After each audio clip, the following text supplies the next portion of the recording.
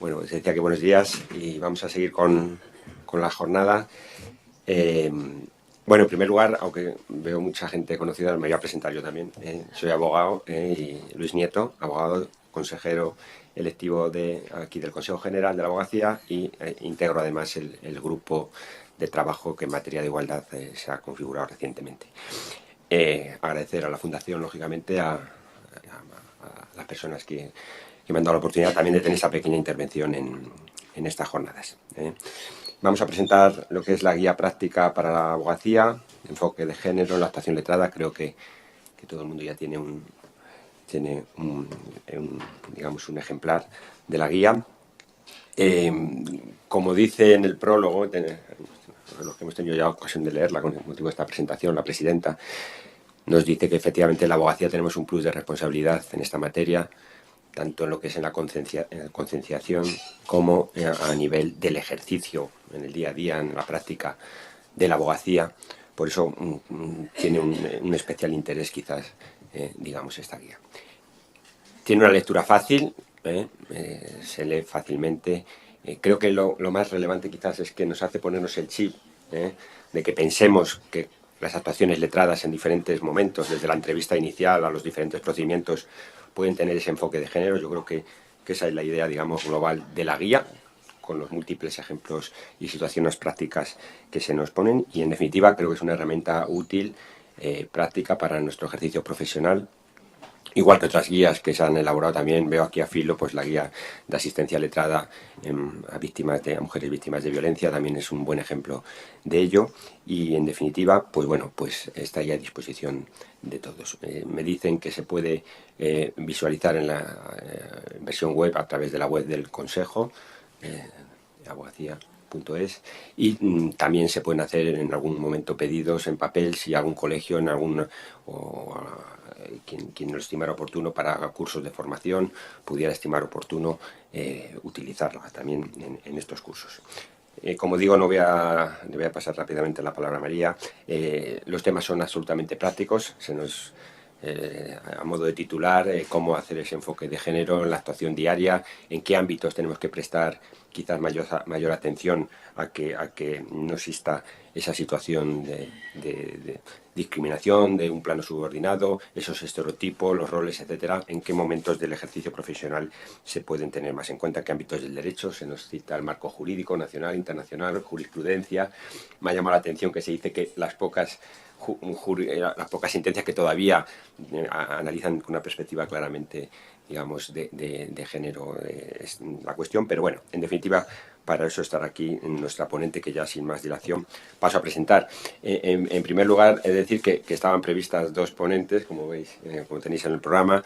En el caso de Elena Oceja, lamentablemente ha tenido una enfermedad de última hora, hasta último momento ha estado intentando poder venir, pero le ha sido finalmente imposible, como digo, por ese motivo de enfermedad, y lo lamenta muchísimo, y así me ha pedido que lo transmita.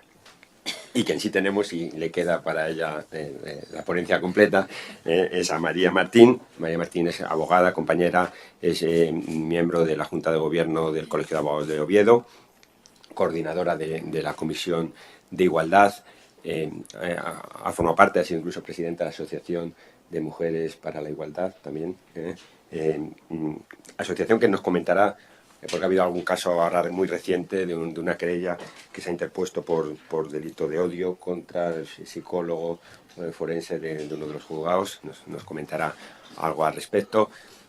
Tiene un amplísimo currículum que casi ella misma me ha dicho que casi de cursos y de actividades formativas y de todo tipo, y en definitiva ha sido pues protagonista de la elaboración con Elena y con, me imagino, más compañeros también de esta guía. Con lo cual, sin más dilación, porque ella es la que nos tiene que contar, pues María, tienes la palabra. Pues muchas gracias, Luis. Buenos días. Yo quisiera empezar agradeciendo al Consejo General de la Abogacía Española el poder estar hoy aquí, el dedicar este congreso a la igualdad, y muy especialmente a la persona de su presidencia, de su presidenta, a Victoria Ortega, el hecho de que es una referencia para muchas mujeres juristas españolas. Lo sé porque muchas veces lo comentamos, ¿no?, que empodera y ayuda al resto de mujeres abogadas que muchas veces estamos defendiendo y representando a las mujeres más vulnerables de la sociedad, con lo cual la labor de Victoria Ortega ayuda a todas las mujeres y a alcanzar esa igualdad, ¿no? Me parecía que las mujeres estamos huérfanas de mujeres con poder en altos cargos y tener una presidenta del Consejo General de la Abogacía Española es un honor, es un privilegio y me gustaba empezar agradeciéndole a ella personalmente que impulse todo esto, ¿no? Además, ella dijo cuando llegó al cargo que realmente las mujeres que llegaban a cargos de responsabilidad debían de tener una responsabilidad con el resto de las mujeres y con el cambio por un mundo igualitario y así lo está haciendo. También quisiera agradecer a la Fundación del Consejo el habernos encargado este trabajo, a Elena Ucejo y a mí, en el que hemos disfrutado mucho haciéndolo y muy especialmente a su personal técnico, a Macarena y a Kiko, que han sido dos personas que nos han apoyado, que siempre han estado ahí para cualquier duda y que realmente esta guía se debe también a su participación. Y luego, pues, a todas las personas que estáis aquí escuchando. Es una pena porque esta guía es un documento sencillo, así se nos pidió desde la Fundación que fuese un elemento sencillo para que sirva de acercamiento a aquellas personas que no saben qué es esto de la perspectiva de género ni de la igualdad. Y por las caras que aquí veo y porque conozco a muchas de las personas que estáis aquí sentadas, sé que esta guía es algo que ya incorporáis en vuestra actuación letrada y que posiblemente esta sala debería de estar llena de otro tipo de personas y no de vosotras y de vosotros. Pero eso espero solucionarlo porque sí que veo aquí muchas personas que tienen cargos en diferentes colegios profesionales y, como bien decía mi presentador, la idea es que esta guía se presente en los colegios profesionales y que esto que aquí vamos a hacer llegue a todos los abogados y abogadas de España. O sea que desde aquí os pido colaboración para que le pidáis al Consejo o a la Fundación que esto se haga en los diferentes colegios porque es un poco el objetivo de la propia guía. Y ya sin más voy a empezar con la presentación. La mitad del cielo. Somos la mitad del cielo y ni siquiera nos veis. Somos la mitad del cielo y nos ignoráis, nos vilipendiáis sin más. Somos las madres que os amamantan, las hermanas cómplices de juegos y travesuras infantiles, las hijas que os admiran, las compañeras vitales que aspiran a compartir su existencia con vosotros. ¿Qué queremos? Nos preguntáis suspicaces el porqué de tanto afán, y es fácil responder.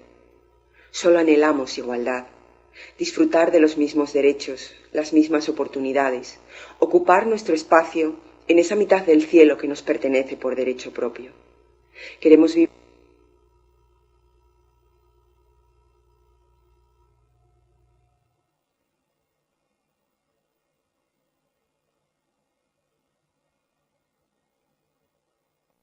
Somos la mitad del cielo, las mujeres, y esto es lo que teníamos en el corazón y en la cabeza, Elena y yo, cuando redactamos esta guía.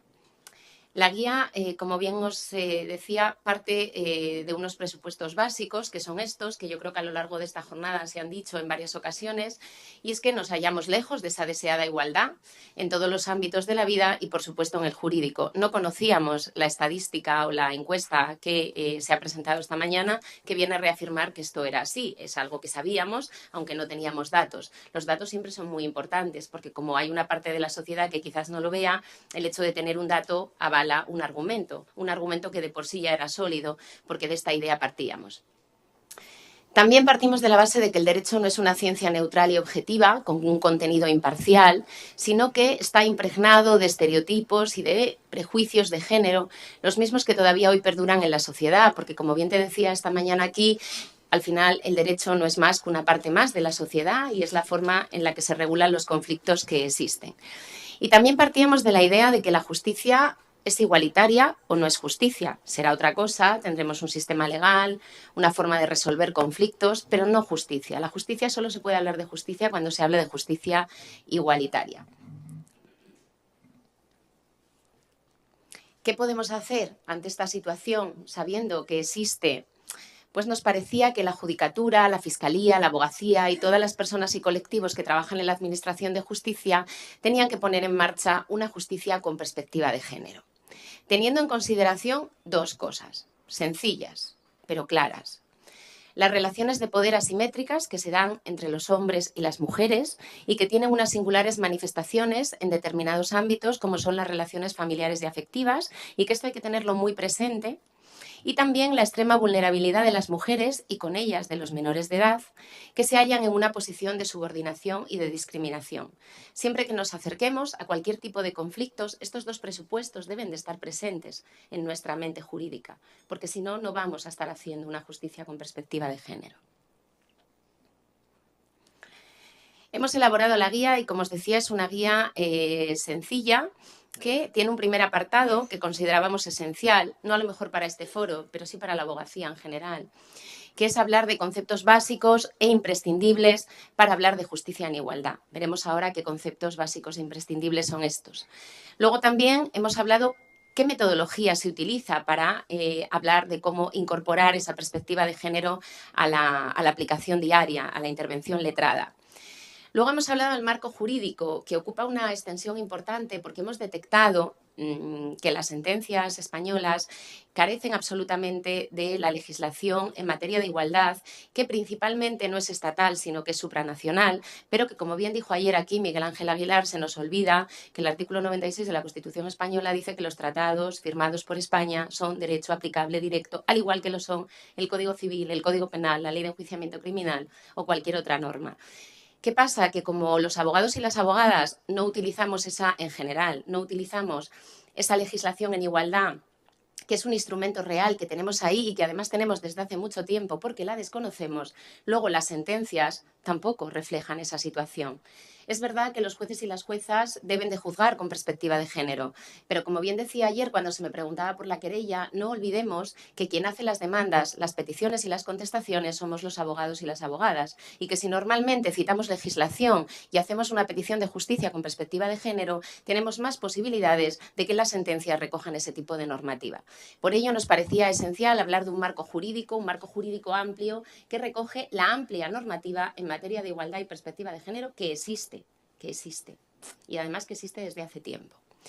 Luego también hablamos de la jurisprudencia. Bueno, jurisprudencia es un apartado muy pequeño, casi porque nos parecía terrible hacer una guía y no mencionar ninguna sentencia, y hemos mencionado las pocas que hay a nivel europeo que afectan a España y alguna de nivel estatal, pero que realmente hay muy poquitas. Es verdad que desde la edición hasta hoy se han dictado 2 más, concretamente de la ponente Gloria Pollatos, que ayer estuvo aquí, pero que son muy poquitas las sentencias que todavía hay. Esperemos que esta guía se quede muy obsoleta y que el año que viene pues haya un montón de jurisprudencia que podamos incorporar a esa perspectiva. Pero que ya digo que todavía eso no es una realidad, pero que la abogacía tiene la responsabilidad social de que eso empiece a cambiar y para ello nosotros y nosotras cuando hacemos nuestras peticiones tenemos que empezar a incorporar este tipo de cosas. Bueno, no voy a hablar en detalle de cada uno de los apartados porque eso está en la guía y porque además a mí me parecía que lo más interesante es que luego pudiésemos debatir, pero sí que no me resisto a contaros un poco qué dicen cada uno de los apartados. Los conceptos básicos imprescindibles para hablar de justicia en igualdad son estos que veis ahí. ¿Qué es eso del derecho a la igualdad? El derecho a la no discriminación, el derecho a la tutela judicial efectiva, qué son los estereotipos de género en el derecho y qué es la perspectiva de género. Bien, respecto al derecho de la igualdad hemos hecho una cosa porque, como bien decía al inicio de la presentación, las mujeres estamos huérfanas de personas, de referencia, no porque las mujeres hayan estado a lo largo de la historia cuidando sus criaturas, como se nos ha hecho creer, que también es verdad que lo han hecho, pero también han hecho otras muchísimas cosas importantes. Ayer me gustó mucho asistir a esta intervención donde una pintora nos nombraba un montón de mujeres pintoras absolutamente importantes, pero que no están y que nadie conoce. Yo, de hecho, salí con una sensación absolutamente terrible porque solo conocía 2 y una de ellas porque es la pintora preferida de una compañera que me la mostró en algún momento de la vida no hace tanto tiempo. De las demás no conocía ninguna y no sé cuántas citó, muchísimas, ¿no? Eso pasa en la pintura y pasa en cualquier arte, en cualquier disciplina. Eso lleva a pensar a la sociedad que las mujeres solo nos hemos ocupado hasta ahora de estar cuidando a las personas dependientes y no es así. Hemos participado en todos los procesos importantes de desarrollo que ha habido a lo largo de la historia y en el derecho también.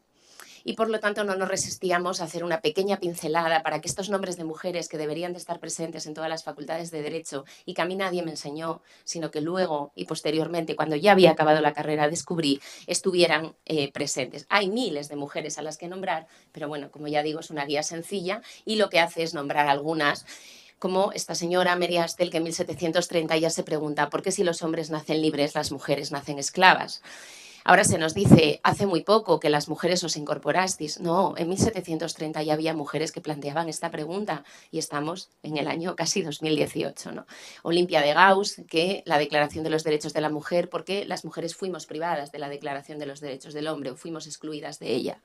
Mary Wollstonecraft, cuando hace la vindicación de los derechos de la mujer, absolutamente obligatoria de lectura en cualquier universidad de derecho, que sin embargo ni siquiera se nombra, ¿no? Es importante, por tanto, para nosotras tomar conciencia de la situación a la que se han visto sometidas las mujeres a lo largo de la historia para no tratar de reproducir esta situación. Y la única manera de que las cosas no vuelvan a suceder es nombrándolas, conociéndolas y poniéndolas en valor. Y nos parece que en el derecho es importante hacer esto. Se está haciendo en la pintura, se está haciendo en el arte, se está haciendo en otros espacios, pero en el derecho también debemos hacerlo. Y lo más perverso de esta situación, cuando hablamos del derecho a la igualdad, es que muchas mujeres no son conscientes de su papel subordinado, lo que permite el éxito y la pervivencia de este sistema desigual. Si las mujeres tomásemos conciencia de ese rol secundario que todavía se nos asigna y no lo minimizásemos, sino que lo pusiésemos en valor, sería mucho más fácil construir una sociedad justa e igualitaria. No quiero con este argumento caer en esa situación de culpabilizarnos también de que además no nos damos cuenta de que estamos siendo subordinadas o discriminadas. Pero sí que hay que tener esto un poco en cuenta. Y cuando algo te pasa, cuando sufres un micromachismo, cuando esas compañeras le hacen la encuesta y dicen, pues eso hay que ponerlo en valor y no hay que minimizarlo. Es algo con lo que tenemos que vivir, evidentemente, porque pasa y está, pero algo hay que nombrarlo y hay que hacerlo visible y eso tiene que ayudarte a tomar conciencia y a participar en este tipo de actos y cambiar un poco con tu pequeño granito de arena esta situación, porque la sociedad solo se va a volver más justa y más igualitaria si las mujeres cambiamos esta situación, como muchas ya estamos haciendo o estáis haciendo, ¿no? El derecho a la no discriminación, otra cosa que nos parecía absolutamente importante, porque muchas veces cuando hablamos de igualdad dicen, pero si ahora ya sois iguales, ya tenéis los mismos derechos. Claro, no. El derecho a la no discriminación es otra cosa. La igualdad no es meramente la exigencia de un trato idéntico, esto no sería igualdad, sino que es aquella, es equilibrar la balanza para que la igualdad pueda ser real. De hecho, Miguel Ángel Aguilar ayer decía claramente que no se puede hablar de derecho discriminatorio, sino que son acciones positivas que lo único que hacen es equilibrar una situación desigual que ya de partida existe. Y eso hay que tenerlo muy claro cuando hablamos de derecho a la no discriminación, ¿no? Acciones positivas que son muy importantes. Bien, estas acciones positivas son una responsabilidad estatal y así lo viene diciendo la Convención sobre la Eliminación de todas las formas de discriminación contra las mujeres, que es una normativa. El derecho antidiscriminatorio decimos que se encuentra íntimamente relacionado con la puesta en marcha por parte de los Estados de acciones positivas para cambiar esta situación. Un estudio que mencionamos aquí también, porque claro, cuando hablamos de las acciones positivas ya veis que son muy rebatidas, ¿no? En cualquier ámbito. Hay un estudio muy interesante al que se le ha dado muy poca difusión y yo creo que dice algo muy interesante y además que es un estudio bastante serio de la Escuela de Economistas de Londres que dice que con menos asientos para distribuir, la cuota eliminaría la habilidad de los líderes mediocres de nombrar candidatos mediocres para sostener la continuidad de sus liderazgos. Es decir, las cuotas lo que haría es que las mujeres más capaces llegarían a los puestos, los hombres más capaces llegarían a los puestos y los hombres mediocres e incapaces no llegarían porque hay menos sillas que repartir. Si no tenemos cuotas, lo que acaba pasando es que llegan los capaces y los incapaces y las mujeres no llegan. Entonces, este estudio lo demuestra de una manera muy clara en determinados ámbitos económicos. Es un estudio muy interesante que está publicado también en la red y que acaba diciendo que posiblemente si se hiciera esta investigación en los ámbitos políticos, de representación institucional o de cualquier otra situación, que no es lo que ellos analizan, ellos hacen un estudio económico, esta sería la conclusión. Es decir, que las cuotas, lejos de tener como consecuencia ese tema de, bueno, entonces, ¿qué estáis diciendo? Que como queréis cuotas, las mujeres que no estén preparadas lleguen. No, es todo lo contrario. Lo que vamos a impedir es que los hombres que no estén preparados no estén ocupando sitios para los que no estén preparados y haya mujeres más capaces. El derecho a la tutela judicial efectiva.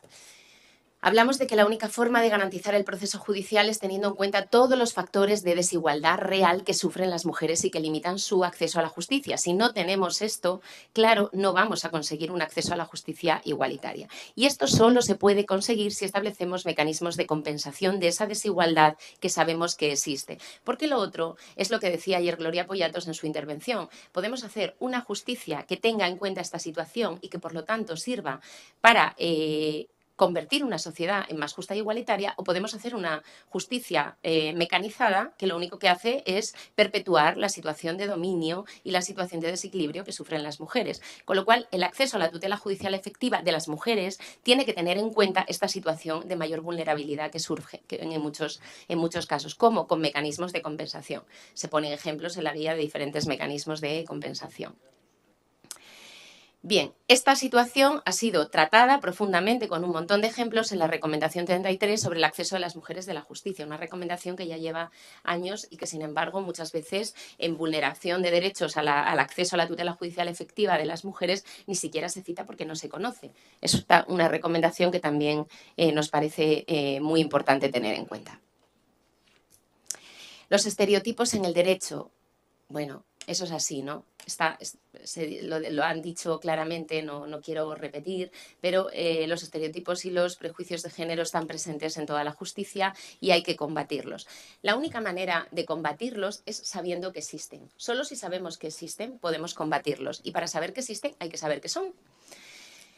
Porque si las mujeres llegan a un sistema donde hay mitos y estereotipos, esto es terrible. Ayer la magistrada Gloria nos decía, claro, si un panadero tiene mitos y estereotipos, pues hombre, su familia lo sufrirá y posiblemente sus relaciones, pero no tiene más consecuencias. Claro, si un juez o una jueza tiene su cabeza llena de mitos y estereotipos, esos mitos y estereotipos están plasmados en todas las sentencias judiciales. La única manera de que no estén ahí es tomando conciencia y poniendo eso en valor, sabiendo que existen. No digo eliminándolos de nuestras cabezas, porque yo, que soy una persona, y pongo mi ejemplo, que trato de formarme en igualdad y de que esto esté presente en mi vida, tengo muchos mitos y estereotipos porque soy producto de mi cultura. Pero si sé que los tengo y los conozco, soy capaz, cuando tengo un caso, de decir, cuidado, este es un mito, es un estereotipo, pongámoslo ahí, pongamos el foco en él y no hagamos que eso se refleje en una demanda que yo esté haciendo, en una asistencia a una víctima de violencia o en cualquier otra relación. Por lo tanto, es muy importante saberlo.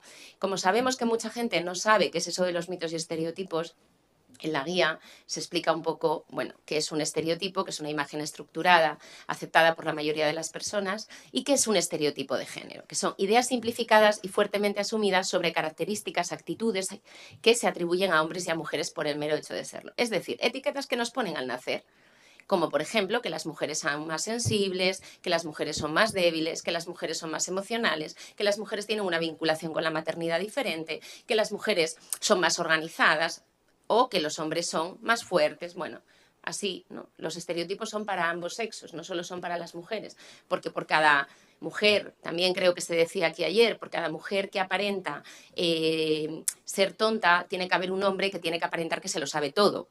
Y por cada mujer que aparenta que es débil, tiene que haber un hombre que tiene que aparentar que es muy fuerte.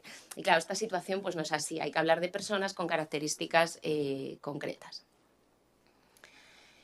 Bien, ¿qué es un rol? Pues es lo mismo.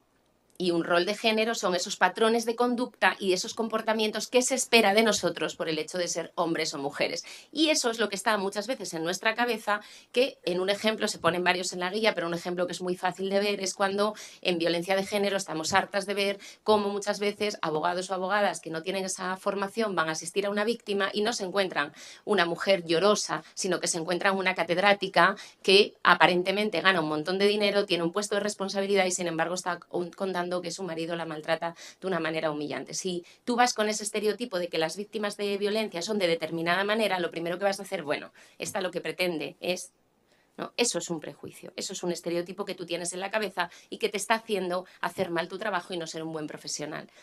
Cada uno debe hacer una reflexión, porque ¿no? Los mitos y los estereotipos dependen mucho de quién eres tú, de cuál es tu historia vital, de qué es lo que tú piensas, y por lo tanto hay que saber que existen, formarse en ellos y tener presentes cuáles son los tuyos y trabajar contigo para ser un buen profesional, porque incorporar la perspectiva de género y la igualdad al trabajo de la asistencia letrada no es más que hacer bien nuestro trabajo, es obligatorio, no es una opción. Es obligatorio, aunque parezca una opción, porque como está absolutamente fuera de todo el sistema formativo, pues parece que esto es una opción, pero no, no es una opción. No hay ningún buen abogado o abogada que no incorpore la perspectiva de género en su trabajo profesional.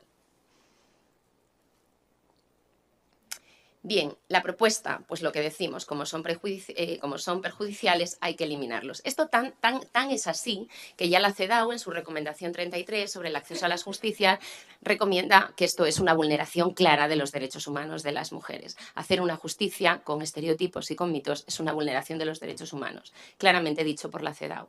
Esto ya tenemos normativa en este sentido. Ayer se citaba una sentencia que nos pareció terrible y además es muy reciente, esa niña de 5 años que no manifestó de forma clara su no consentimiento a ser abusada sexualmente. No, claro, esto es una barbaridad. Podemos demostrar o no demostrar el tipo penal, pero eso no se puede decir, porque una niña de 5 años no puede dar el consentimiento sexual de ningún tipo. Esa imagen de que el consentimiento sexual es algo que solo que está presente y que solo cuando planteas un no es que te estás negando, claro, es un estereotipo que ha acompañado a las mujeres a lo largo de la historia y que en el año 2017 ha estado presente en una sentencia y no hemos visto que los juristas se remuevan en las sillas y digan, pero ¿qué es esto?, ¿no? Pues eso es una barbaridad y esas son las barbaridades que tenemos que tratar de que dejen de existir, ¿no? Bien.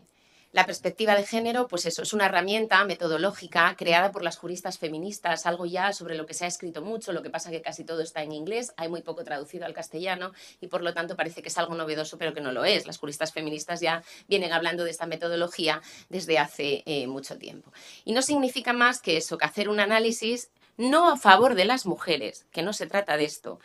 La perspectiva de género no va de hacer un derecho a favor de las mujeres, sino que va de estudiar y tener presente qué significa ser hombre y ser mujer en un momento y en un contexto determinado y qué relaciones de poder existen en esa relación que estamos estudiando para poder combatirla. Es decir, interpretar el derecho a la luz del artículo 3 del Código Civil, que es lo que dice, que hay que hacerlo en el contexto histórico determinado y demás, ¿no? Poner en valor un poco esta situación. Esto lo explicamos un poco más detalladamente en la guía. Es decir, ponerse las gafas violetas cuando vamos a hacer una demanda.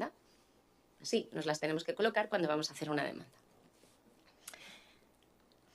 Bien, ¿cómo aplicar o incorporar este enfoque de género en el ejercicio de la abogacía? Bueno, esto es lo que nos parecía. Hemos puesto un poco esta cita, aunque ya sé que tenemos poco tiempo, porque nos parece que ahora en el derecho estamos en eso, en esa igualdad, como dice Amelia Valcárcel, cutánea, que está por encima, pero que no ha impregnado todavía, no ha impregnado el sistema y por lo tanto, cuando hacemos demandas, digo demandas porque aquí estamos abogados y abogadas y entonces no vamos a hablar de sentencias, vamos a hablar de lo que hacemos, de demandas, de contestaciones, de asistencias. Cuando la igualdad no la tenemos incorporada, incluso yo muchas veces que hablo de esto y que lo tengo presente, a veces pongo algo en una demanda y digo, ay madre, ¿qué va a decir el juez o la jueza cuando lo vea? ¿Qué va a decir el compañero? ¿No? Me da como cierto pudor hacerlo, cuando hay un montón de normativa, o sea, no es que me esté inventando nada, estoy aplicando normativa tan legítima y tan válida como el Código Civil Español. No hay... Y sin embargo nos da como cierta cosa porque todavía no ha perpetrado en el interior de nuestras mentes, ¿no? Bueno, hacemos un poco, explicamos cómo se haría esto, qué artículos tenemos, algunos ya los he citado. El Convenio de Estambul, ratificado por España desde el año 2014, que dice en su artículo 49 que la perspectiva de género debe incorporarse a la asistencia letrada, a juzgar en todos los momentos del proceso, tanto en la elaboración como en el proceso, como en la valoración de la prueba y en la argumentación final que lo resuelva y otro tipo de sentencias. Yo al final, si alguien me pregunta, que muchas veces cuando redactábamos esta guía para ver eso de hacer asistencia letrada con perspectiva, ¿qué quiere decir? Que bueno, pues que cuando tú te estudias el caso, igual que tú tienes que, a ver, ¿qué caso tengo entre las manos? ¿Qué conflicto hay aquí? Pues una de las cosas que tienes que tener en cuenta es esa, que puede haber una relación de desequilibrio, que puede haber una vulnerabilidad, que puede haber una dificultad para acceder a la justicia y que tengo un montón de normativa que tengo que tener en cuenta también y que al lado de esas otras normas tengo que tener estas otras, porque a lo mejor las tengo que aplicar en este caso. Para intentar hacer esto como de una manera un poco más práctica, hemos hecho una serie de recomendaciones que son, que a nosotras nos parecían básicas, pero que es importante que estén ahí, que son las que tenéis. Abordar la primera entrevista con una clienta. Bueno, pues claro, evidentemente, si tenemos prejuicios en nuestra cabeza y ya estamos juzgando y ella se va a sentir juzgada, pues imaginamos, ¿no? Sobre todo si estamos hablando de determinados delitos como pueden ser agresiones sexuales, violaciones, situaciones de violencia, situaciones graves. Es importante, muy importante esa intervención letrada. La importancia de utilizar un lenguaje inclusivo, no sexista, nos parece esencial. Lo que no se nombra, pues no existe, o si existe, no existe en la posición que se merece. Aplicar los estándares de derechos humanos y el principio de progresividad en la aplicación nos parece esencial. Conocer y emplear la normativa, insisto, nacional y sobre todo internacional, directamente aplicable en España a la luz del artículo citado ya antes. Cuestionar la supuesta neutralidad de las normas. Vamos a poner un ejemplo de algo que no se hace y que nosotras creemos que debería de empezar a pedirse. Y, por supuesto, incorporar como práctica habitual la reparación integral del daño. Cada vez vemos más sentencias todos los días aquí en este país. Hay asistencias letradas a víctimas de violencia, de escritos de acusación con hechos graves que no piden daños morales para reparar ese daño integral a la mujer. Bueno, ¿esto cómo puede ser? ¿Cómo puede ser que esto pase? Que no tengamos claro que ese daño, os imagináis, un accidente de circulación donde no se pida una indemnización para la reparación de las lesiones. Bueno, es como increíble, ¿no? Pues aquí sigue pasando. Especial atención en qué ámbitos. Bueno, yo creo que en todos, pero hay especialmente ámbitos especialmente sensibles como son estos: el derecho de familia, el laboral, derechos sexuales y reproductivos y derecho penal. En derecho de familia, pues en la guía hemos mencionado algunos que nos parecían importantes tener en cuenta, como son estos que están aquí. De aquí, como no me va a dar tiempo a contar todo lo que quiero, solo decir que, la alienación parental, simplemente poco hay que decir porque ya todo está escrito. El Consejo ha hecho varias guías sobre esta situación que sigue pasando y sigue sucediendo. Las situaciones de violencia de género que están en los juzgados de familia, por ejemplo, y que la mujer no ha denunciado y no quiere denunciar y no tiene por qué denunciar, porque denunciar es un derecho pero no una obligación, es obligación nuestra cuando hacemos una demanda civil poner esto en conocimiento del juzgado de familia. No por nada, porque a lo mejor se va a decidir una custodia y es importante tener en cuenta ciertas situaciones. Es verdad que eso no se va a tratar como si estuviésemos hablando de una sentencia condenatoria, pero ocultarlo tampoco, porque igual que no ocultamos los horarios laborales, hay situaciones que hay que contar. Y hay veces que cuando se nos dice, oiga, no, es que si no ha puesto una denuncia esto no se cuenta. No, mire, es que esta señora no va a denunciar, pero sí que quiere contar ciertas cosas que son importantes a la hora de valorar una custodia. Y eso muchas veces no se hace y ya es como que, si no ha denunciado esto no lo vamos a contar. No, lo vamos a contar, es que debemos contarlo, porque sabemos que muchas mujeres no denuncian.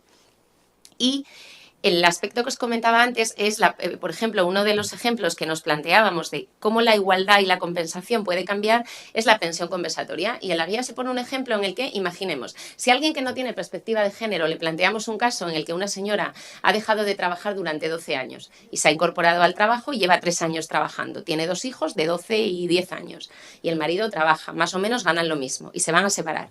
Llegan a un despacho donde no haya perspectiva de género y dirán, pensión compensatoria, no, pero si ganan lo mismo. No, mire, no ganan lo mismo a día de hoy, pero esta señora ha estado 12 años, que no ha trabajado, que no ha cotizado a la Seguridad Social, por lo tanto su pensión va a ser más pobre, ha tenido una consecuencia clara por el cuidado de las personas dependientes. Y si nos vamos a la jurisprudencia del Tribunal Supremo a ver qué dice de la pensión compensatoria, el Tribunal Supremo dice que no es para equilibrar, sino que es para compensar. Con lo cual yo creo que con toda la argumentación jurídica que existe de igualdad, se podría plantear en ese caso una pensión compensatoria sin ningún tipo de problema, aplicando el Código Civil y la jurisprudencia del Tribunal Supremo sobre esa misma pensión. Pero hay que ver que hay una descompensación y que hay que equilibrarla. Si no la vemos porque a día de hoy ganan lo mismo y no pensamos en qué ha supuesto para esa mujer esos 12 años de cuidado y atención, ni siquiera haremos esto. Y posiblemente la primera abogada que haga esta argumentación perderá la sentencia. Pero cuando seamos muchas las que estemos discutiendo esto y además un día llegue una magistrada, que ellas también y magistrados también se están poniendo las pilas con juzgar o con perspectiva de género, habrá algún día que de repente haya una sentencia que diga, efectivamente, la pensión compensatoria debe compensar esa situación y entonces la situación empezará a cambiar. De eso es de lo que queremos hablar, de intentar cambiar las cosas, no de que el camino sea fácil, que no lo es. En el ámbito laboral, bueno, pues también comentamos diferentes situaciones que se dan. Ahí, en el ámbito laboral, comentamos una sentencia de la que se habló ayer, de Gloria Pollatos, donde ella misma, pues efectivamente, con un tema de violencia de género, en algo en lo que no había prueba, porque no había sentencia, con otro tipo de pruebas, llegó a conceder una pensión compensatoria. ¿Por qué? Porque aplicó el principio de igualdad, igual que podría pasar en el caso que acabamos de citar de la pensión compensatoria, ¿no?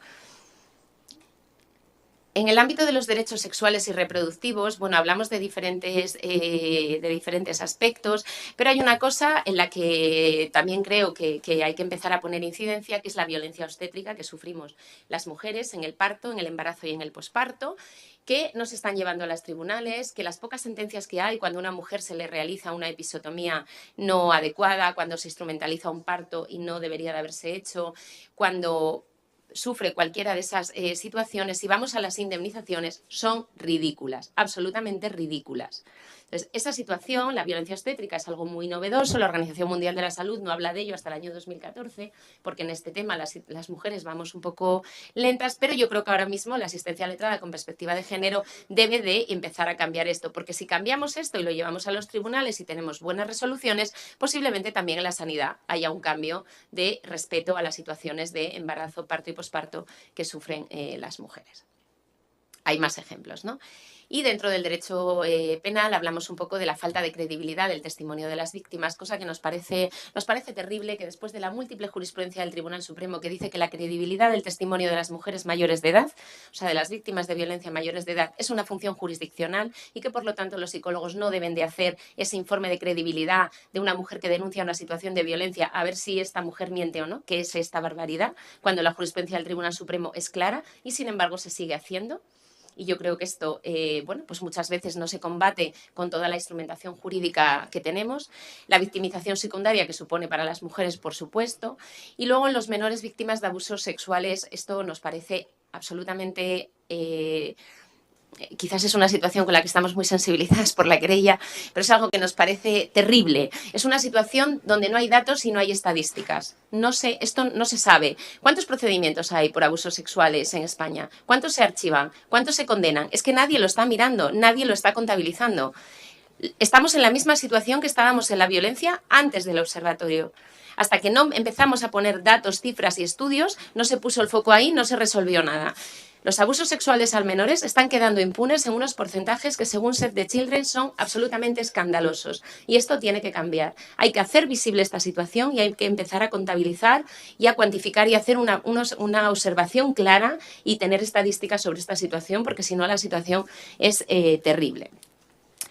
Bueno, hablamos también del agravante de género, sobre todo por el privilegio de que la primera sentencia del agravante de género en un asesinato se debe a la Asociación Abogadas para la Igualdad, a la que yo pertenezco y cuya presidenta ha elaborado esta guía, Elena Ocejo, junto conmigo. Y luego yo quería poner, esto no está en la guía, pero me parecía muy importante hacerlo, y es deciros que, bien, hasta ahora hemos hablado de qué podemos hacer con la igualdad en nuestro trabajo diario a nivel individual. Los abogados y las abogadas que queramos incorporar la igualdad, pues mira, tenemos esta guía, tenemos esta normativa y tenemos la soledad de esta profesión para ponernos con manos al trabajo y vivir nuestras angustias. Pero eso no nos basta, nos parece que tiene que haber un algo más. Y un algo más es un ejemplo de cómo el principio de igualdad tiene que tener una incorporación institucional. Ahí voy a hablar de mi colegio, del Colegio de Abogados de Oviedo. Y luego un ejemplo de la puesta en práctica de la función social de la abogacía a través de la Asociación de Abogadas para la Igualdad, que esto lo iba a contar Elena, pero que me toca contarlo a mí. Entonces, yo creo que esa soledad no se puede contar esto y decir, bueno, ahí tienen esta guía, empiecen ustedes en sus despachos a aplicar el derecho de igualdad y a ver qué pasa, ¿no? Porque, bueno, esto es tanto como, pues es muy difícil de hacerlo y tiene que haber un amparo y unos apoyos institucionales. Yo creo que los colegios profesionales deben juzgar deben de tener en cuenta dentro de esto. Creo que la función de los colegios profesionales es la defensa de los intereses y derechos profesionales de las personas colegiadas y que por lo tanto es una función colegial ineludible, miro ahí porque hay varios decanos, ya sé que aquí hay otra, pero que es una función colegial ineludible actuar para que las abogadas tengamos el mismo reconocimiento social, el mismo peso económico y la misma participación institucional que nuestros compañeros. Y para ello es importante asumir esta tarea y voy a contar mi ejemplo, que es el Colegio de Abogados de Oviedo, que lo que ha hecho es, asumiendo esta tarea, ha puesto en marcha una comisión de igualdad en el año 2012. Esa comisión de igualdad lo que ha hecho es incorporar el análisis de género, o sea, las gafas violetas, se las ha puesto y ha dicho, bueno, en todo el trabajo diario que vayamos a hacer tenemos que incorporar la perspectiva de género. Y para ello hemos aprobado un documento que ha costado trabajo, pero que al final está ahí, que es un código de buenas prácticas en igualdad, es un documento público que está publicado en la página web y que lo que hace es, bueno, cuando el colegio decide hacer cualquier cosa, desde hacer una compra hasta publicar un reglamento, hacer un acto de formación, cualquier tipo de cosa, tiene que pasar el filtro de género, tiene que ver si se está teniendo en cuenta esa situación de desequilibrio que nosotras dentro del colegio sabíamos que existía y que hoy después de la macroencuesta sabemos que existe a nivel estatal. Habíamos hecho en el colegio una pequeña encuesta, no como esta, pero la habíamos hecho con unos resultados absolutamente parecidos a los que aquí hoy se han puesto en conocimiento y por lo tanto ese código de buenas prácticas plantea eso. Creo que además así, si todos los colegios de España hiciésemos eso, conseguiríamos ser un agente de cambio para contribuir a crear una sociedad más justa y igualitaria. Y que además apoyaríamos a las compañeras y compañeros que quieren poner este trabajo. ¿Cuál ha sido nuestro recorrido desde el año 2012 hasta hoy? Pues hemos incorporado a toda actuación de comunicación corporativa el compromiso con la igualdad. O sea, visibilizamos a las compañeras en cualquier cosa que hacemos, tanto en el lenguaje como en las campañas institucionales, en la imagen, en la representación, en todo lo que hace el colegio se tiene en cuenta la igualdad, o por lo menos se intenta, y cuando no se hace bien se tira de las orejas a quien se corresponda, porque a veces poner algo en marcha significa cometer errores, no pasa nada, los errores están para aprender de ellos, pero por lo menos hay que tener este foco en la cabeza. Si montamos una mesa de formación de cualquier tema y no hay ninguna mujer, lo hemos hecho mal. Por lo menos hay que decir, oye, lo hemos hecho mal, la próxima vez lo vamos a hacer mejor. Porque además nos hemos saltado ese código de buenas prácticas que hemos dicho que eso no iba a pasar, ¿no? Porque para eso están los instrumentos, para que haya compromisos. Bien, hemos puesto en marcha también un premio que lo que hace es destacar la figura de las mujeres juristas a lo largo de la historia y en formación tenemos en cuenta que evitar la feminización de la formación, que las compañeras vayan a porque coges un programa de derecho de familia y hay un montón de ponentes y luego te coges uno de mercantil y ahí las mujeres no están. No, hemos dicho, no, mire, esto ni de una manera ni de la otra. Vamos a tratar de equilibrar en la presencia de ambas maneras.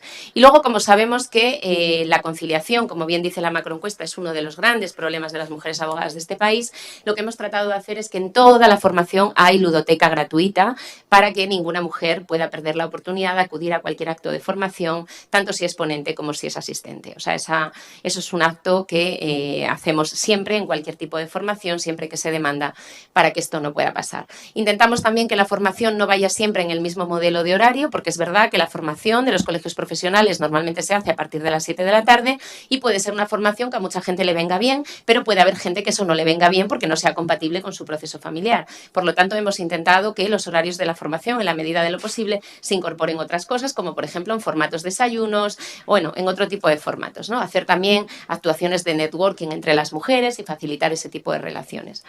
Luego hemos hecho formación en igualdad, porque claro, todo esto, si no nos formamos, sabemos que si queremos hacer esta práctica necesitamos formarnos. Hemos hecho formación en igualdad.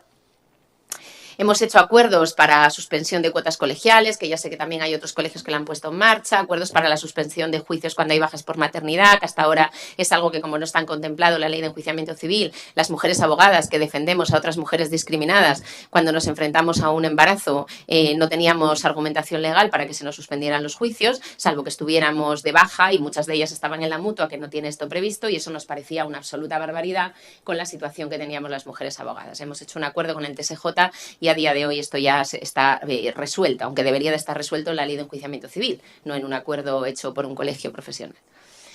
Bien. Y por último ya citar que hemos hecho también la obligación eso de representación equilibrada en los órganos de gobierno entre hombres y mujeres y promover la participación. Y luego una memoria anual para ver lo que hacemos. Y como último dato y algo muy, muy, muy importante es contar con presupuesto. Porque los actos de igualdad, si no tienen presupuesto, no sirven para nada. No, mire, hay que comprometerse y una partida presupuestaria para la igualdad, porque si no, no funciona. Si hay una partida presupuestaria, como la tenemos que gastar, tenemos que ver qué vamos a hacer y entonces vamos a hacer algo. Esto es muy importante, poder tener partida presupuestaria, como dato interesante. Bien, el otro ejemplo, que es el ejemplo de cómo podemos llevar la igualdad a a la calle en esa función social que tiene la abogacía es la Asociación Abogadas para la Igualdad, que Elena debería de poder contaros, ya que es la presidenta. Es una asociación que se creó en el año 2008 en Asturias y que lo que trata es bueno, pues de trabajar en el ámbito que es llevar la igualdad al ámbito que es propio, que es el jurídico y es el nuestro. Y hacemos diferentes cosas. La cosa más novedosa que hemos hecho es, como bien bueno, hacemos las acusaciones populares en todos los temas de asesinatos.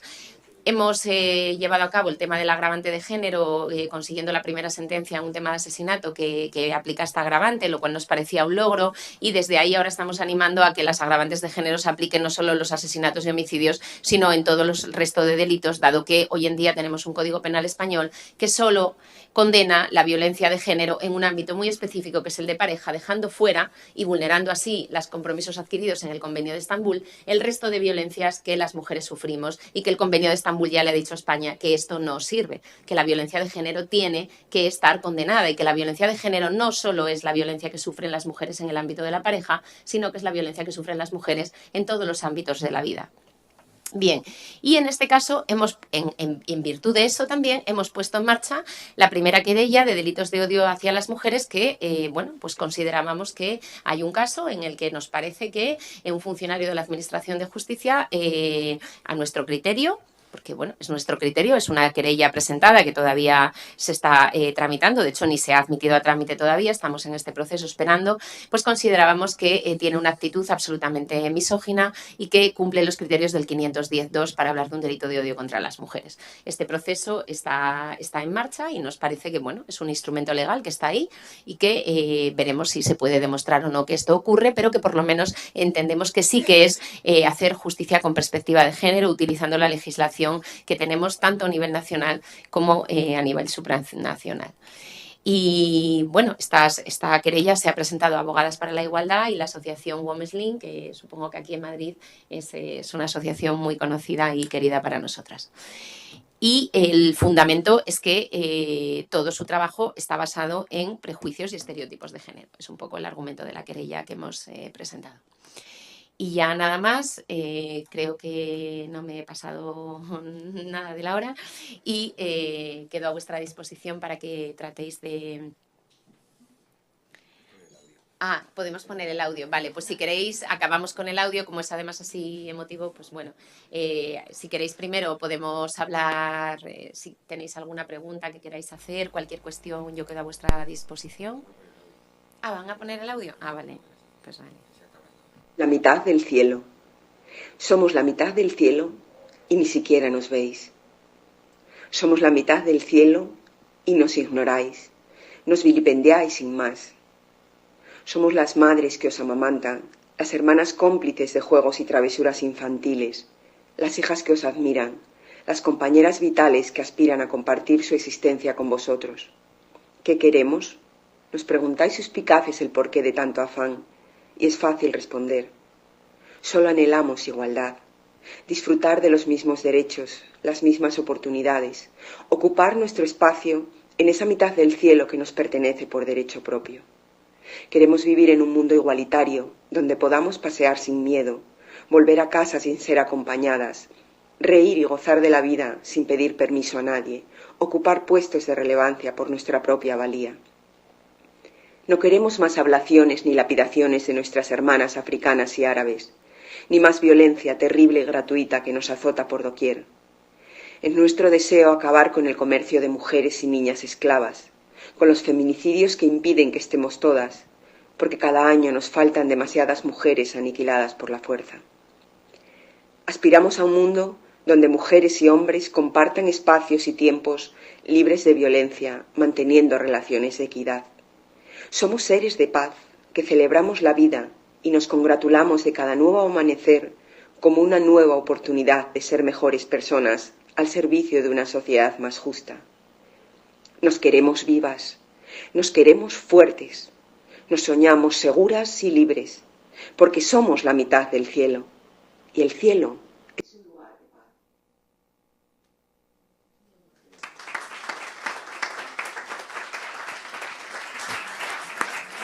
Bueno, muchas gracias, María, por tu interesante intervención, que creo que nos pone de manifiesto el interés, a su vez, que puede tener para el ejercicio de la abogacía esta guía práctica que hoy presentamos, ¿no? Y también por haber compartido esas experiencias. No tenía nota para preguntar esas experiencias que ya estáis llevando en el día a día en el Colegio de Oviedo, y por supuesto por este poema que nos habéis regalado también para concluir la intervención. Sin más, abrimos un coloquio. ¿Queréis hacer alguna intervención, alguna pregunta? Hola, mira, quería hacer un pequeño comentario porque tú lo has mencionado. Has hablado del síndrome de alienación parental, este síndrome con el que tanto estamos luchando, puesto que no es científico y ha sido rechazado varias veces por la Sociedad Americana de Médicos y de Psicólogos. Hace poco se ha escrito un libro sobre el síndrome de alienación parental. Se iban a dar unas conferencias sobre él en el Colegio de Psicólogos. Hemos conseguido, porque no me he presentado en ningún momento, mi nombre es Elena Rábade, pertenezco al Partido Feminista, soy asesora jurídica de ellas, y hemos conseguido que no se dé en el Colegio de Psicólogos. Pues ayer me ha llegado un WhatsApp de que se va a hacer en el Colegio de Médicos. Tenemos además que este señor que lo ha escrito es un señor que está condenado por violencia de género, pero le han rechazado incluso la petición de ver a sus hijas en Europa, ha llegado hasta Europa. Y a pesar de que existe, como bien has dicho, la recomendación desde el Observatorio del Consejo General del Poder Judicial de que no se aplique el síndrome de alienación parental, seguimos en perpetua pelea para que dejen de dar conferencias. Claro, una cosa es que consigamos que en el Colegio de Psicólogos no se dé, pero ya estamos con el Colegio de Médicos y cada vez se nos hace más grande el muro de enfrente. Solo comentarlo. Está en el Pacto de Estado también, ¿eh? Ya, pues sí. Sí, es así, exactamente. Pues ahí lo tenemos. Y un señor condenado por violencia de género y además rechazada su petición por el Tribunal de Estrasburgo. No hay manera, el que lo escribe. Colegio de Médicos. Os digo si queréis la fecha de cuándo se va a hacer. Yo creo que el problema... me va llegando. Yo creo que el problema no es solo que se haga esa formación, que bueno, es lamentable, pero al final, bueno, formación puede haberla sobre todos los temas. A mí no me preocuparía tanto que haya esa formación como que hablar de alienación parental, de SAP, es un prejuicio y un estereotipo y que eso se admita en los tribunales. Ese es el grave problema. María, porque se le está dando carta de naturaleza cuando es un colegio de psicólogos o de médicos. O sea, yo creo que claro que es importante. Nosotros, con independencia de que no se pueda poner puertas a la formación tiene que ser veraz, contrastada y rigurosa. Está claro, y desde luego no pero... lo es en ningún caso ninguno de los... A ver, claro. Hay ciertos retrocesos. Legalmente hay ahora mismo alguna normativa internacional que admite y abre el camino. Hay alguna sentencia internacional que abre el camino. Y bueno, yo creo que están apoyándose en eso. Es una batalla que creíamos clara, que el SAP era algo que no se permitía, que no era científico y que no era demás. Y ahora yo creo que es una batalla que se va a volver a abrir porque hay alguna resolución nueva internacional que no es buena en ese sentido. Pero bueno, desde luego es algo que hay que combatir, es un prejuicio y un estereotipo más que hace muchísimo daño, por supuesto. Sí.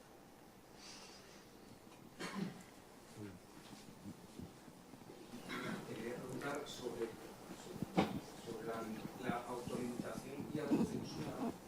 ¿Tú crees que la deberíamos hacer? Yo creo que sí, con sentido común, el ejercicio del derecho de defensa penal cuando estamos enfrentando a terribles delitos en relación con delitos sexuales. Hay ejemplos nucleares en la actualidad, ¿no? Y voy a poner un ejemplo, ¿no? Ayer se habló de una sentencia de una niña de 5 años en la que se le está preguntando pues, unas cosas que no las voy a repetir. Quiero decir, allí hay varias cribas que pasar. El presidente de sala, esa pregunta debió de darla por pertinente. Si no, no la habrían puesto en los fundamentos de hecho, con los hechos probados. Bueno, ¿dónde queda la autocensura de los abogados para permitirnos a nosotros mismos, si no tenemos más defensa que meternos con una niña de 5 años y decir si no se supo resistir físicamente? Decir, mi pregunta es, ¿el ejercicio del derecho de censura como el ejercicio de la profesión? Bueno, no sé si hablar del derecho de censura, sino de, bueno, de una utilización del derecho adecuada y correcta. Entonces, es que una niña de 5 años no tiene capacidad legal para dar el consentimiento a una relación sexual. Entonces, esto es como básico, ¿no? Y desde luego, por el otro lado, y por quien representaba a la menor, está el Estatuto de la Víctima, que también establece que las preguntas absolutamente impertinentes no podrían de realizarse ni de victimizarse. O sea, que argumentos para que eso no pasase había muchos. Y sin embargo ha llegado a la sentencia. Pero lo peor no es que haya llegado a la sentencia, es que yo creo que no se ha removido las conciencias. O sea, yo no veo que la gente esté indignada con esa sentencia. Y me parece terrible. O sea, es que decir que había... O sea, que, bueno, pues es espeluznante, ¿no? Sí que además hasta los 16 años, y lo acabamos de ver ayer. Ayer con los 3 jugadores que han mandado a prisión, porque la niña es menor de 16 años. Y que, con independencia de que es una aberración y que tenemos leyes sobradas para acreditar, y es una falta de formación absoluta y desde luego de sensibilización y concienciación, aquí se une algo que es muy necesario en todos los operadores jurídicos, con independencia de eso es un desconocimiento pleno del derecho, ¿no? O sea, ya es una aberración que tenga 5 años, pero señor, no pregunte usted eso o no admita usted eso cuando hasta los 16 poco importa que sea relevante o no. Y cuando son menores, que tiene un tratamiento tan específico y tan especial, a mí lo que me da es una vergüenza ajena que me mata. La falta de formación, que se nos llena la boca de que tenemos una legislación que no aplicamos, y no solo no aplicamos, sino que siquiera conocemos. Es la falta de formación, es una vergüenza. Claramente. Sí. No obstante, por acabar también esta idea, también aportar también en el sentido de decir, estoy contigo que también hay bastantes filtros que también tenían que haber funcionado ahí, porque hay otras partes, estará el fiscal, está lógicamente el juez, el que dirige el debate, y luego, por supuesto, más allá de esa pregunta en concreto, si hay un exceso de un letrado o se excede en las preguntas o en la forma de preguntar, también está el código deontológico, que también se puede tirar de él cuando el exceso pues llega a unos límites que no son soportables. Exacto, yo iba un poco en esa línea también. Yo hablaría de la limitación, no limitación del derecho de defensa, sino del adecuado uso del derecho de defensa. Y no se trata de autocensurarse, sino que tengamos clarísima la deontología profesional y que además los colegios de abogados aquí jueguen un papel fundamental.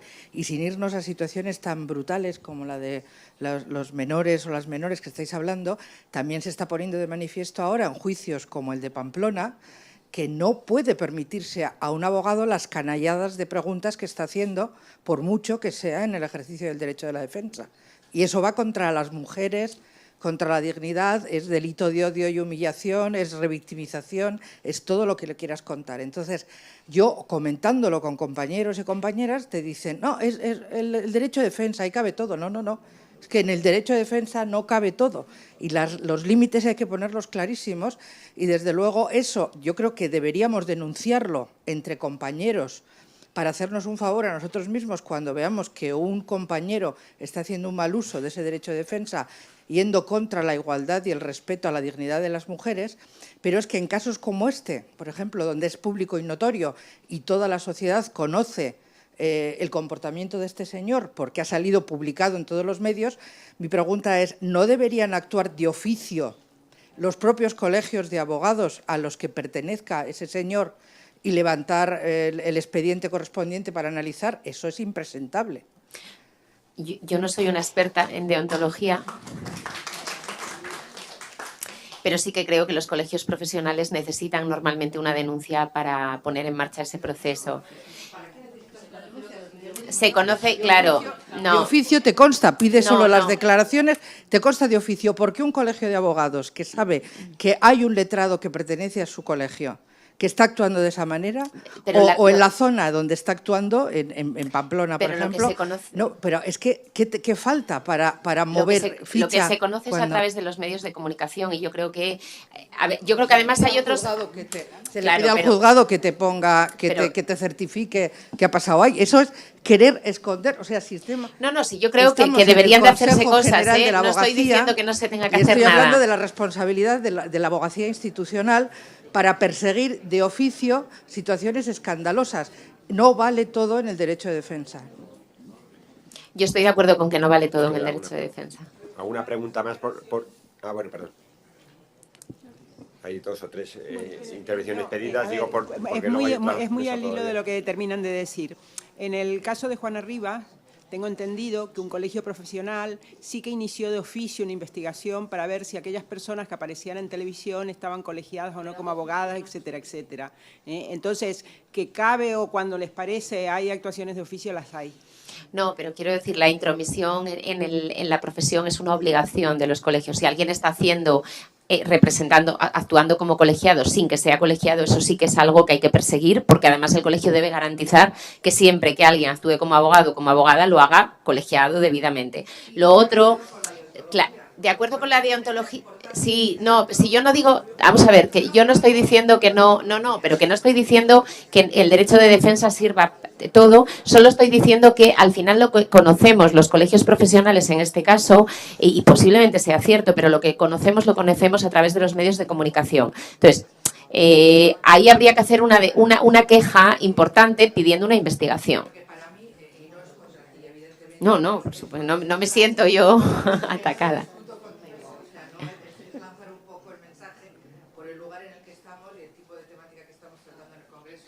Pero creo que si no nos acabamos de creer todos y todas que tan importante para el ejercicio de la abogacía es no solo controlar el intrusismo, sino controlar el adecuado ejercicio de la abogacía, solo en ese caso vamos a tener respeto de la sociedad y vamos a defender nuestra profesión, si la desarrollamos con deontología. Y este es un caso evidente en el que el colegio tiene que salir a defender la probidad y la seriedad de la abogacía.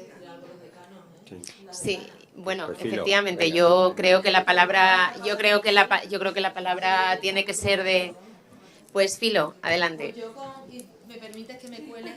Yo creo que nos estás pidiendo a gritos que la abogacía institucional nos pronunciemos sobre esto. Nosotros en los colegios, y desconozco si mis compañeros aquí estamos 2 decanos y 2 decanas, que yo vea, no creo que haya nadie más. Nosotros no podemos instituirnos en policías de los compañeros, nosotros defendemos al colegio, a los colegiados y a la profesión, ¿de acuerdo? Siempre, y me consta, y desde luego en mi colegio, yo soy la decana del Colegio de Abogados de Badajoz, se abren expedientes informativos y se sanciona a letrados que contravienen el código deontológico, que desde luego lo llevamos o intentamos hacer de la mejor manera posible, pero siempre pedimos a los compañeros que haya una denuncia, una queja al colegio para que nosotros podamos tener el soporte, porque somos letrados y nos debemos un procedimiento reglado para abrir un expediente y seguir una investigación. Y te puedo asegurar que son muchos los expedientes que llegan a instrucción, que se ven en junta y que se sanciona a los compañeros y se sanciona de forma seria, grave y reiterada. Muchos y muy variados, y me consta que en los otros colegios también. Ahora, en este caso concreto que tú dices, si nosotros nos llega a través de la información, a través de los medios, nosotros no podemos, nosotros somos juristas, tenemos que tener rigor, ¿vale? Pero sí que habrá otra parte que pueda poner en conocimiento. Cuando a mí me ha llegado en mi colegio algo que ha surgido en los tribunales, que no ha pasado a la prensa, pero que ha sido notable, yo he dicho al fiscal o al letrado de la otra parte, preséntame una queja en el colegio, dame la puerta que yo pueda abrir para ver qué está pasando ahí. Eso es lo que tienen que hacer en este caso. Tienen que presentar una queja contra este letrado, que lo que nos llega de los medios es, y las preguntas que hace y lo que tú... Claro, y en cuanto llegue, vamos, yo conozco a la decana de Pamplona y no tengo ninguna duda de que va a abrir el expediente que corresponda. Pero nosotros no podemos ser policía de nuestros compañeros, ¿sabes? Una cosilla, lo último que digo, que no quiero monopolizar. Es verdad que quizá en lo que es la instrucción de expedientes tienes razón que funciona así, pero en un caso como este, en el que está siendo algo que está discutiéndose ante los ojos de toda la sociedad, que está poniendo en cuestión el papel que jugamos los abogados y abogadas, que hasta se está discutiendo de una forma ridícula y desinformada cómo se juzgan determinados delitos, qué cosas son las importantes y no y tal. Es que me resulta escalofriante que la abogacía institucional no diga algo en el sentido de este espectáculo no se puede permitir. Y además relacionado con el tema que nos trae aquí, claro. Nada, si al final Abogadas para la Igualdad va a acabar poniendo la queja para que el Consejo se tenga que pronunciar. No, el colegio no, el Consejo no, el colegio bueno, el colegio de Pamplona, vale. A ver, yo como abogada tengo mi propia opinión, como decana tengo que tener muchísimo cuidado con lo que hago y lo que digo, si es que no me queda otra. En lo demás, a lo mejor soy más dura que tú. 2 intervenciones más y concluimos porque hay otra mesa a continuación y ya estamos fuera de hora. Venga. La primera. Hola, buenas. Voy a cortar un poco, que también tengo mi opinión, pero luego la añadiré, lo siento. Mira, felicidades por la guía, me parecía muy interesante la Comisión de Igualdad del Colegio y haciendo alusión a los datos que nos dieron esta mañana de la diferencia de perspectiva de hombre y mujer, quería preguntarte si qué reticencias de otros compañeros se encontraron al crear esa comisión dentro del colegio y dificultades quizás en la creación, porque lo que dice, se necesita presupuesto, se necesita un apoyo institucional y obviamente la percepción masculina de los abogados no es la misma que la nuestra. Entonces imagino que no sería tan sencillo de cara a implantarlo en todos los abogados, en todos los colegios. Bueno, sencillo no fue, claro. ¿Cómo va a ser sencillo? Sencillo no fue. Pero bueno, yo creo que tuvimos la suerte de que llevábamos trabajando, la Asociación Abogadas para la Igualdad llevaba trabajando mucho tiempo en Asturias de una manera cercana al colegio, es decir, a nivel legal, y hubo un momento en el que la Junta de Gobierno decidió contar conmigo para sumarme al proyecto de Junta de Gobierno. Contar con una jurista feminista significa aceptar ciertos patrones, si no, no cuentan contigo. Entonces, bueno, pues yo creo que ahora mismo, pese a que ha habido reticencias, y seguro que las hay, porque evidentemente es así, no puedo contar otra cosa, lo cierto es que, bueno, gozamos de una junta que es paritaria y que ha hecho de la igualdad un buque insignia del colegio. Entonces, bueno, pues ahora es relativamente fácil, ¿no? Supongo que habrá gente a la que no le guste y cuando empezó pues había más reticencias, pero yo creo que también el demostrar que el trabajo es riguroso, que cuando hablamos de igualdad no estamos hablando... La gente es que la desinformación es muy mala. Entonces muchas veces la reticencia a la igualdad es porque la gente no sabe, pero si la igualdad es buena para ti también, o sea que no es para mí, es para todos, es para construir una sociedad más libre y mejor, porque si las mujeres somos más libres, los hombres también lo son, es decir... somos personas que nos relacionamos en igualdad y eso nos hace más libre a todos y a todas, ¿no? Entonces yo creo que en cuanto hay formación, hay seriedad y están viendo que no pasa nada raro, muchas veces pierden los miedos, porque muchas veces las reticencias están basadas en miedos y en historias ancestrales donde eso antes no pasaba. Entonces ahora a nadie le extraña que en el colegio, pues cuando se hace un reglamento tenga que pasar por la comisión. Bueno, pues es algo que se hace. Perfecto. Tenías la palabra y luego ya acabas. Bueno, en primer lugar, darte las gracias por esta guía práctica. Creo que efectivamente es muy práctica y que no solamente debería estar en los colegios de abogados, sino en la formación jurídica desde dentro de las universidades, porque, como ayer dijimos, falta mucha materia dentro de las universidades. También quería darte las gracias por incidir en el sentido de que falta mucha formación, pero creo que falta mucha formación también en el derecho internacional de los derechos humanos.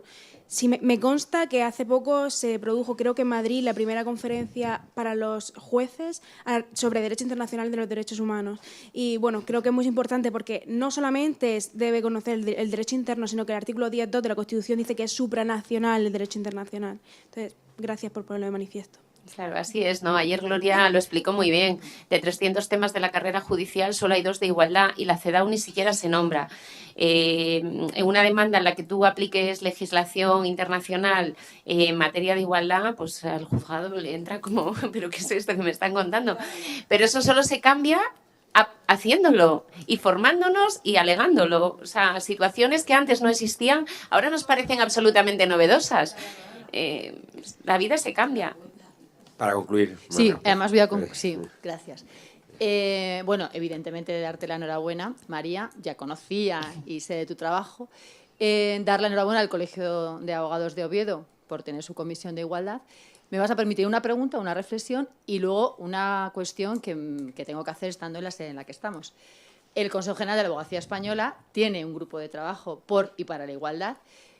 Prueba de que existe un trabajo por igualdad es que estamos aquí desde ayer y hoy seguimos hablando de igualdad, con lo cual yo creo que la abogacía institucional y es dentro de su plan estratégico la igualdad.